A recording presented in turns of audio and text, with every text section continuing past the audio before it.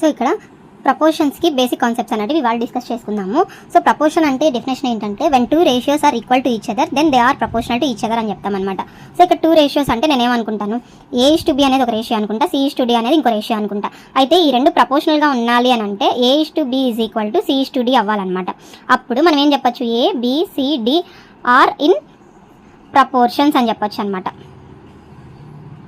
ABCD are in proportion అంటే 4 different numbers, అవి రేషియోస్గా ప్రపోర్షన్గా ఉంటాయి అన్నమాట. సో ఇక్కడ ఇచ్చిన ప్రపోర్షన్ దాంట్లో ఇలా రాసుకుంటే అప్పుడు ఈ రెండు ఏమవుతాయి అని అంటే ఈ రెండు వాల్యూస్ మీన్స్ అంటామన్నమాట. ఈ రెండు వాల్యూస్ ఎక్స్ట్రీమ్స్ అవుతాయి. ఇది మీన్స్, ఇది ఎక్స్ట్రీమ్స్. అప్పుడు ఈ రేషియోని A:B అంటే A/Bఏ కదా, అలాగే C:D అంటే C/D. ఈ రెండు క్రాస్ మల్టిప్లై చేస్తే A:D is equal to C:B అవుతుంది.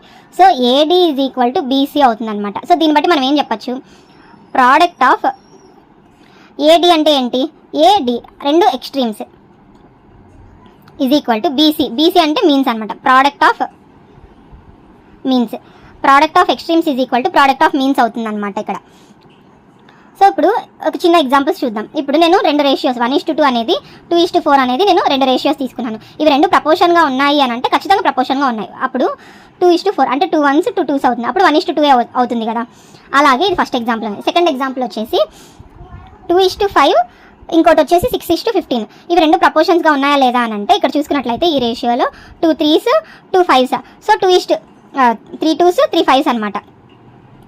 సో ఇప్పుడు 2:5 వస్తుంది. అంటే 2:5 ఈజ్ ఈక్వల్ టు 6:15.